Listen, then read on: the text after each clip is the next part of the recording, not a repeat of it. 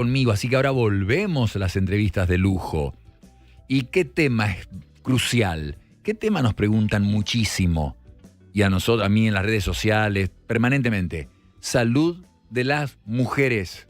Se habla poco específicamente de eso y hay mucho para decir. Entonces elegimos a alguien especial y la presento ahora. Ya está en contacto, pero la presento primero. La doctora Delfina Zelaski. Ella es de Paraguay, es ginecóloga y es especialista en medicina de precisión, funcional y longevidad saludable. Formada, ahí está mirando atenta, pero yo la sigo la presentación. Estudió en la UBA acá, en la Argentina, pero después tuvo especialización en Estados Unidos, en España, en Paraguay y es una mujer moderna, millennial. Tiene una plataforma online científica para educación de médicos, para pacientes sobre la salud hormonal, sobre el aspecto funcional de la salud femenina. Así que cubre todo. Y lo más importante, y ahí la voy a dejar hablar, la más importante es comunicadora. Este es un nuevo trabajo de los médicos. Tenemos que difundir la información científica. Nosotros sabemos traducirla del libro a la gente que tiene que saber para poder tomar decisiones educadas, sabiendo lo que están decidiendo. Debe ser así. Delfina, muy bienvenida, encantado de tenerte. ¿Cómo estás?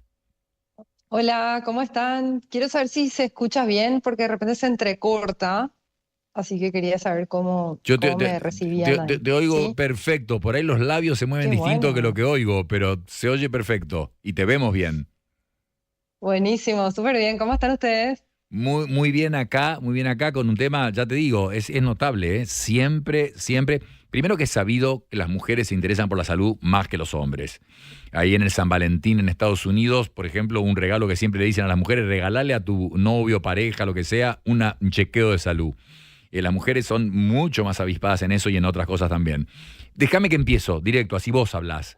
Eh, la menopausia es como una cosa media invisible para mujeres que incluso están informadas. Se habla de, no voy a yo decir temas, porque vos los vas a decir. Decí por qué esto, por qué no hay un conocimiento de una cosa tan importante, de un paso tan grande y tan importante para una mujer. No hay tanto mito, hay tanta cosa falsa, hay dudas. Contanos. Creo que la menopausia está teniendo en realidad una especie de resurgimiento en cuanto a la información que se divulga, en cuanto a la notoriedad que tiene y la libertad que tienen las mujeres de hablar de eso. Creo que, así como decís, es un tema invisible, pero está un poco cambiando ese paradigma porque la menopausia siempre se asocia como con un deterioro, como con estar de salida, como que con las cosas que ya no son como eran antes. Hay una se vanagloria mucho la juventud, se vanagloria mucho el verse joven, el verse con toda la vitalidad plena, y es como que siempre crecimos con esa noción, las mujeres, de que la menopausia era ese, ya estás de salida, es el camino final y ya las cosas no son como antes, y es como todo asociado mucho como un bajón.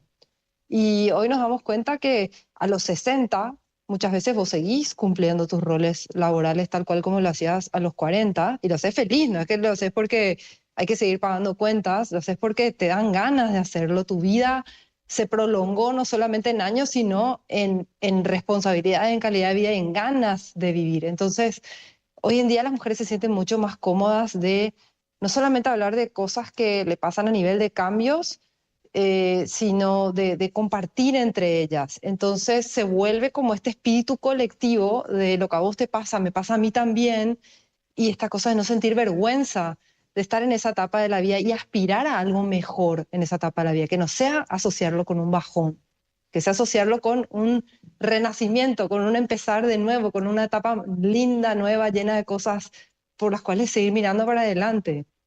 Eh, lo decís perfecto y nombrabas la edad, y la edad es clave porque no te voy a nombrar a Jane Fonda con más de 80 años y la actividad, hablemos de Madonna, la actriz Sharon Stone que tienen 67, Demi Moore creo que tiene más de 60, 61, y son mujeres que vos decís, yo diría, están en la plenitud de la vida y hace 20, 30 Exacto. años habrías dicho era mi abuela. La pregunta es, Yo me acuerdo, no sé por qué me acuerdo, Delfina, cuando estudié ginecología hace muchos, muchos años en la facultad, que unos autores, Masser e Israel, decían que la menopausia empezaba en promedio a los 55 años. ¿Es más temprana ahora? ¿Es más temprano? ¿La menopausia es solo falta de estrógenos? Decinos, ¿cuándo empieza? ¿Cómo sabe una mujer? Porque una mujer de 50 años, una mujer de 48 que puede tener menopausia, es una chica, es una niña. Y sobre todo de mi perspectiva, es una chica. Contanos, con respecto a la edad, estrógenos, ¿cómo se da cuenta esa mujer que le está pasando eso? En realidad, por definición, la menopausia queda declarada, por decirlo de alguna manera, si es que hace un año ya fue el cese de los ciclos menstruales y si ya transcurrió un año, podríamos decir que queda declarada la menopausia.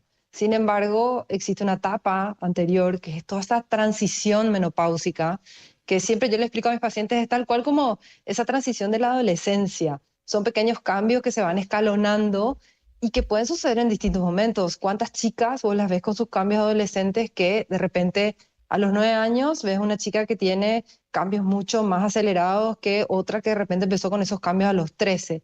Entonces, lo mismo pasa en la transición menopáusica y lo habitual, lo que dice la literatura, es que, por ejemplo, vos puedas empezar a encontrar pacientes en transición menopáusica a los 45, pero lo real es que muchas veces, y esto es gracias al que las mujeres verbalizan más sus cambios entre ellas, que vos podés empezar a ver cosas como desde los 35, desde los 38, que son cambios naturales de esa etapa de la vida y que a veces se pasaban por alto. Y lo interesante de cómo cambió el paradigma, de cómo encarar la menopausia hoy en día, que es un poco de lo que vos decís, que no es simplemente hablar de una falta de estrógeno, digamos, un declinio hormonal, sino es mirar para adelante, como yo decía al principio de la entrevista. No se trata simplemente de reponer hormonas como si fuera una fórmula algebraica. Falta A, le pongo A, falta B, le pongo B, sino pensar en que esta mujer que hoy tiene 35, 45, todavía no está en esa menopausia, está en esa transición, ya está presentando ciertos síntomas. ¿Cómo quiero que viva su vida a los 65, a los 70? Entonces, crecimos mucho, crecimos académicamente los ginecólogos con esta noción de que es un declinio de hormonas, especialmente de estrógenos. Entonces, de repente hablamos de una cosa como los calores. Los calores es algo que muchas mujeres experimentan incluso a sus 38, sus 39, sus 40, ¿sí? Menstruando cíclicamente, naturalmente, y nosotros nos educamos dentro de esta noción de que calores es igual a ese deterioro de los estrógenos. Y a veces son chicas que vos las evalúas y sus estrógenos están perfectamente bien o son compatibles con una persona de esa edad. Entonces, lo que hoy en día promueve la medicina de precisión, la medicina funcional, que es esta de la que yo vengo, es esto de no solamente ir a buscar, falta A, le pongo A, falta B, es mirar a la paciente desde una visión más macro, más 360, más todo el contexto de su vida. A veces los calores nocturnos se deben a cosas como una alimentación que no es la adecuada, ¿sí? Los picos de glucosa durante el día. Sí, y aparte la gente dice, bueno, glucosa, yo no, pero yo no como azúcar, doctora, te dicen todo siempre, ¿verdad? Y a veces los picos de glucosa pueden venir de algo que en papeles suena recontra saludable, como una alimentación hiperproteica, ¿sí? Esas alimentaciones como el gimnasio, ¿viste? Para ganar masa muscular. Y hay chicas que eso le eleva muchísimo la glucosa en sangre, las proteínas, los batidos de proteína, o sea, tienen picos de glucosa a lo largo del día y se debe a esta disparada del metabolismo, de la insulina, y los calores ocurren en el momento de la noche, porque esto lleva a una conjunción de hechos que hiperactiva el sistema nervioso simpático, el sistema nervioso de alerta, el sistema nervioso de huida, el sistema nervioso que te pone, te despierta, se activa en la noche cuando tendría que estar relajado en la noche. Entonces, fíjate cómo no tiene mucho que ver con una falta de hormonas, sino con una cuestión neuroendocrina, algo que está pasando en el sistema nervioso. Y esta hiperexcitabilidad del sistema nervioso, como dije, puede tener que ver con una alimentación que no es compatible con esa etapa de la vida, pero puede tener también que ver con una cuestión de no estás manejando bien el estrés durante el día, ¿sí? Te quedas sobrepasada de cosas, nunca haces realmente esa cosa de rebobinar tu cerebro para irte a dormir a la noche, una hiperactivación simpática que hace que tengas esos calores a la noche. Entonces, la conversación hoy en día está cambiando un poco más a, sí, es importante hacer un reemplazo hormonal, pero también es importante evaluar otras cosas de la salud de esa mujer, cómo está conviviendo con esa etapa de su vida. Hay muchas cosas que se empiezan a cerrar en esa etapa de la vida. ¿Cuánto está mirando para adelante? ¿Cuánto está aceptando que ya no tiene más la edad que tenía antes, que los hijos se están poniendo grandes, que en el trabajo ella está ocupando otro lugar? Hay que empezar a tener conversaciones que la punta del iceberg de repente son los calores, pero todo lo que se ramifica a partir de esa conversación es toda una vida de un ser humano que tenemos enfrente, ¿sí? Y no solamente estar enfocados en esto se trata de hormonas, ¿sí? Es una vivencia, es un momento muy especial de la vida. Te entiendo, Delfina, perfectamente, porque no soy experto en lo que vos hacés, pero la visión holística del paciente, esa es la medicina de hoy.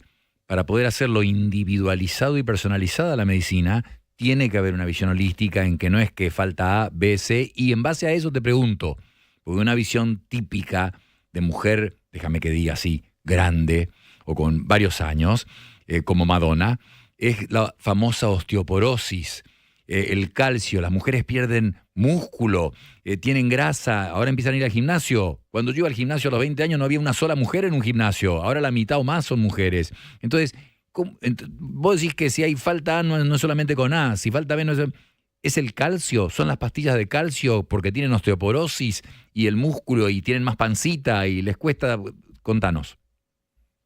Sí, también otra de las cosas sería como, no me atrevo a decir que es un mito, pero es un poco un concepto que no está del todo acertado desde el punto de vista de cómo funciona la biología de los huesos cuando nos vamos haciendo mayores. La reflexión que siempre le invito a hacer a mis pacientes es esta.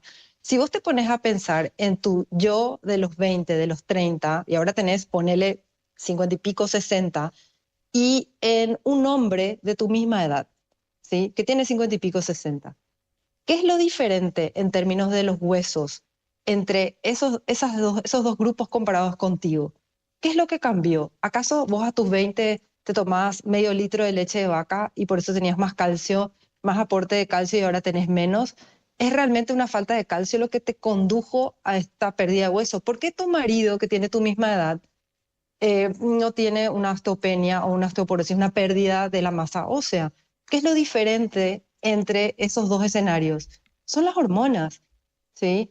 Y las hormonas no necesariamente es un discurso de que todo el mundo obligadamente tiene que estar con reposición hormonal, pero es que no tenemos que sentarnos a esperar a que venga la carroza de la osteoporosis, a que sucedan los calores, a que las cosas se manifiesten.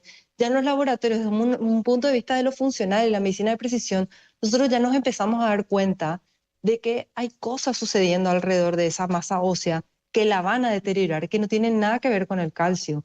Cosas como, por ejemplo, el estar constantemente inflamados, el estar constantemente oxidados. Y en términos coloquiales, ¿eso cómo se puede representar? Por ejemplo, un mal manejo del estrés, no dormir lo suficiente, comer comida ultra procesada y de delivery todo el tiempo, no comer esa comida casera, ancestral, por decirlo de una manera, esa que Sí. comían antes nuestras abuelas, ¿sí? Fumar, no hacer ejercicio de fuerza, lo que mencionabas. Las mujeres, yo creo que vamos a ver mujeres menopáusicas más adelante que van a tener otro futuro en cuanto a su masa ósea, porque como decís, ahora ves muchas más mujeres en un gimnasio. Se rompió un poco esa idea de que al gimnasio uno va para ponerse grande y feroz y musculosa, sino uno va para ponerse fuerte y los huesos son parte de esa ecuación. Pero detrás del deterioro óseo, principalmente están las hormonas. Ese es el cambio que hubo, que hizo que hoy tus huesos sean más vulnerables en la menopausia. Y por otro lado, es toda esta cosa del estilo de vida que va desde cómo manejas tus emociones hasta cómo te alimentas y cómo evacuas toxinas. Algo tan cotidiano como eso, que muchas veces siempre, cada vez que alguien me entrevista o doy un webinar o algo, hablo de eso. ¿Cómo no hablamos de si nuestros pacientes transpiran, se hidratan y orinan adecuadamente y van de cuerpo adecuadamente? ¿Por qué olvidamos eso siempre? Los médicos que forman parte de los primeros 3 años de la carrera te hablan todo el tiempo de absorber, metabolizar, eliminar, ¿verdad? Es como la función básica del ser humano, Entonces, ¿cómo no estamos hablando con nuestras pacientes de cuánto realmente drenan toxinas en su día a día? ¿Qué tal van de cuerpo? Entonces, a la hora de dar una hormona, indicar una hormona, ¿cómo va a eliminar los residuos de esa hormona? ¿Cómo está eliminando las toxinas de todos estos procesos inflamatorios, de toda esta oxidación? ¿Cómo está detoxificando su hígado? ¿Cómo está detoxificando? Entonces, la visión de está perdiendo masa ósea es equivalente a perdió calcio. Puede ser que el calcio sea parte de la ecuación, pero hay un montón de otras cosas que la pusieron en este escenario que no debemos olvidar. Y cuidar nuestros huesos o llegar a la menopausia de manera saludable es algo que no empieza cuando te empiezan tus primeros calores a los 35. Empieza a los 20 cuando agarraste un mapeador.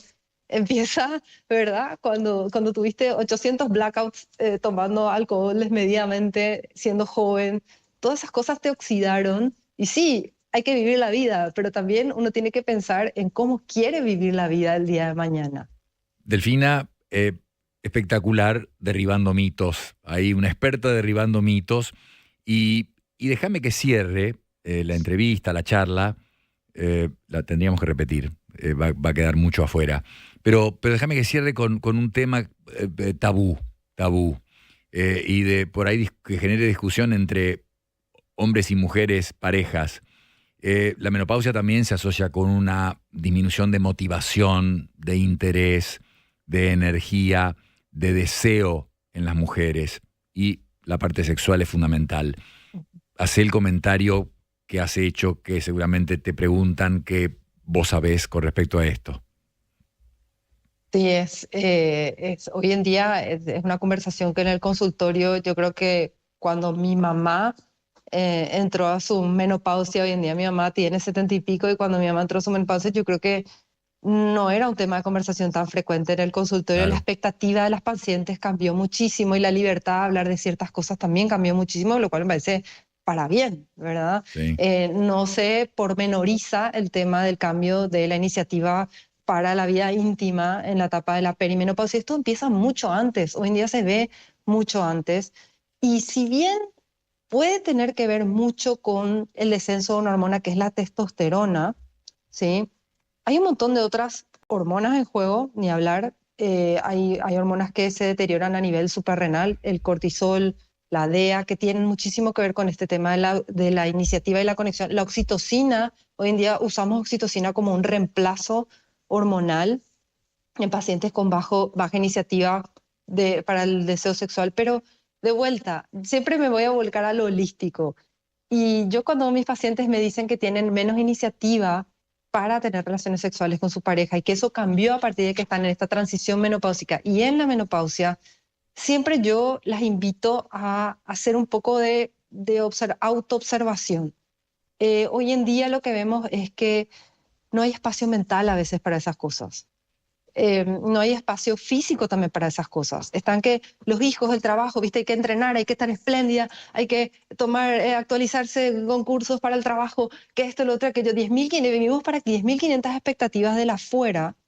¿Y cuánto del espacio mental le estás dedicando realmente a tu vida íntima, a tu vida de pareja? ¿Cuánto realmente están buscando esos espacios de conexión entre ustedes dos? Yo tengo un montón de pacientes que están bañadas, manguereadas, como digo yo, en testosterona. Le han puesto testosterona en todas sus versiones y presentaciones, pero hay un problema de vínculo ahí, ¿sí? Ya no sienten más lo mismo que antes. Yo siempre hago esta pregunta: ¿qué cambió entre ustedes dos antes de ir a poner una hormona? Hablemos de eso, ¿sí? ¿Qué cambió contigo? Por ahí con tu propia relación con tu propio cuerpo. No te sentís más cómoda con cómo te ves y eso te hace sentir menos atractiva, ¿sí? Son mujeres que ya dejan de ovular. Por ahí no estás en la menopausia, francamente, pero la ovulación es el periodo donde vos más conectás con tu lado sensual, atractivo, de querer arreglarte, ponerte la minifalda y encima tu marido, tu novio te parece 10.000 veces más churro que hace 2 días atrás. O sea, todo te predispone mentalmente para el encuentro íntimo. Entonces, al ir dejando de ovular, es natural que ese surgimiento hormonal que te conecta con eso se diluya un poco. Entonces, ¿cuánto vos estás dedicándole al vínculo? ¿Cuánto ustedes dos? Porque hay una responsabilidad mutua, ¿verdad? ¿Cuánto le están dedicando al vínculo? Sí, yo puedo corregir todas las hormonas del mundo, pero si no nos atrevemos los médicos a tener esa conversación de cuánto espacio mental le estás dedicando a tu autocuidado, a vos sentirte linda con tu propio cuerpo y a ustedes dos que conecten más allá de las responsabilidades de todos los días. Creo que eso es un poco lo que se está perdiendo. ¿Cuántas veces la gente llega a su casa a la noche, los chicos se durmieron y están ahí scroll con el celular, ¿verdad? Sí, Y sí. cuánto realmente hay de diálogo, de conexión, de armar citas, ¿verdad? De buscar qué los unió en un principio, ¿no? Y, Sí. Sí, lo que estás diciendo y es hay perfecto. eso, promover Sí. vínculos más sólidos. Y creo que eso se diluye mucho. Y muchas veces pasa que los chicos se van en la menopausia, los hijos, cuando estamos en esa etapa, abandonan el hogar y ahí hay como grillos de fondo, ¿verdad? ¿Qué pasó con nosotros dos? O sea, antes de hablar de hormonas, hablemos de pareja, de vínculo, de conexión, de salud mental entre ambos, de valorar ese vínculo que los trajo hasta ahí, criaron chicos, construyeron esa familia, ¿verdad? O sea, ¿qué los une en este momento de la vida? Antes de echar mano a cualquier hormona. En todos los temas que te pregunté, vos buscaste el pensamiento lateral, lo otro que hay. No es solo el calcio, el estrógeno, la testosterona. Hay mucho más y dejaste pasar ahí sutilmente a los hombres también, son parte de esto, que sean más románticos, que entiendan que si las mujeres a los 20 años necesitan ese romanticismo, después, años después, mucho más aún. Delfina, espectacular, te agradezco infinitamente. Estoy seguro que los que escuchan también te agradecen. Así que vamos a hablar de vuelta, yo te aseguro, desde Asunción a Buenos Aires, conexión para hablar de nuevo de este tema. ¿Eh? Te agradezco. Gracias, muchas gracias a ustedes. Un cariño, Delfina. Muchas gracias.